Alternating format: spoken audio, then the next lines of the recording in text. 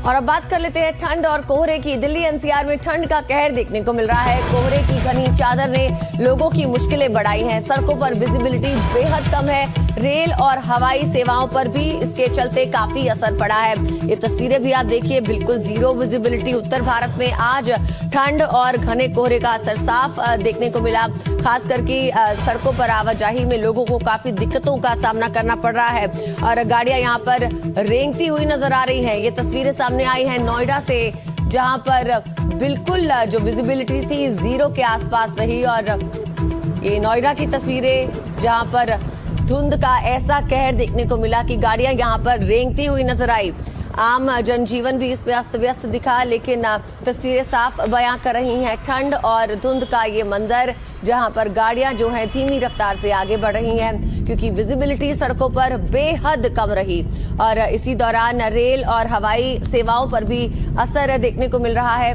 कई ट्रेनें लेट हैं और हवाई उड़ानें जो है रद्द हो गई हैं या देरी से चल रही हैं। आइए आपको दिखाते हैं मेरे सहयोगी की एक रिपोर्ट। राजधानी दिल्ली समेत एनसीआर में एक बार फिर से ठंड और कोहरे का प्रकोप देखने को मिल रहा है। जहां हम देख रहे थे बीते कल भी इसी तरीके के हालात देखने को मिले थे, वहीं आज भी हम देख रहे हैं कि जो विजिबिलिटी है वो काफी ज्यादा खराब दर्ज की गई है।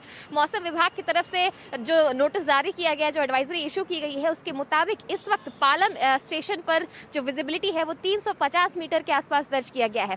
साथ ही साथ आपको बता दें, बीते शाम दिल्ली का जो AQI है वो गंभीर श्रेणी में दर्ज किया गया था, जिसके बाद CAQM ने ग्रैब के चौथे चरण को लागू किया है। ये पोल्यूशन का सबसे स्ट्रिक्ट जो है एंटी पोल्यूशन कर्व इसको माना जाता है, जिसके बाद बहुत सारे जो रिस्ट्रिक्शंस है वो दिल्ली एनसीआर में लगाए जाते हैं। फिलहाल आपको कुछ तस्वीरें दिखाएंगे अक्षरधाम फ्लाईओवर के पास से, जिसमें साफ तौर पर देखा जा सकता है कि किस तरीके से विजिबिलिटी खराब होने की वजह से जो गाड़ियां हैं उनकी आवाजाही में काफ़ी ज़्यादा जो बाधा है वो देखने को मिल रही है। अमूमन जहाँ हमें अक्षरधाम मंदिर साफ तौर पर दिख जाया करता था, वहीं आज धुंध की चादर के पीछे सब कुछ ढका हुआ नजर आ रहा है। इसका सीधा असर रेल ऑपरेशन और साथ ही साथ फ्लाइट ऑपरेशन पर भी देखने को मिल रहा है। रोडवेज पर भी फॉग की वजह से बहुत सारी एक्सीडेंट की जो घटनाएं हैं वो भी देखने को मिल रही है। लोगों से IMD की तरफ से यही सुझाव दिया गया है कि अगर गैर जरूरी काम है तो घर से बाहर ना निकले।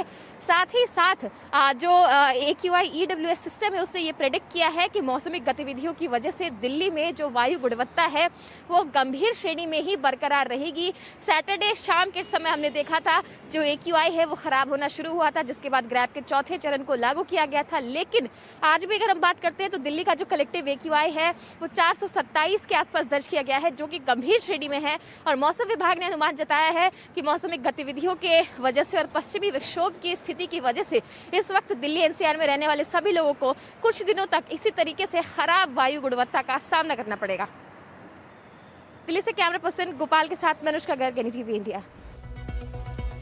जहां उत्तर भारत में ठंड देखने को मिल रही है और घना कोहरा है, वहीं पहाड़ी इलाकों की खूबसूरती और निखर गई है। कश्मीर घाटी के गांदरबल, बारामूला, अनंतनाग, बांदीपुर और कुपवाड़ा में भारी बर्फबारी देखी जा रही है और इस बर्फ की चमक दूर तक दिखाई दे रही है। आइए आपको प्रकृति के इस खूबसूरत नजारे से किस तरह लोगों की तकलीफें बढ़ी हैं और साथ ही साथ उनके दिल खिले हैं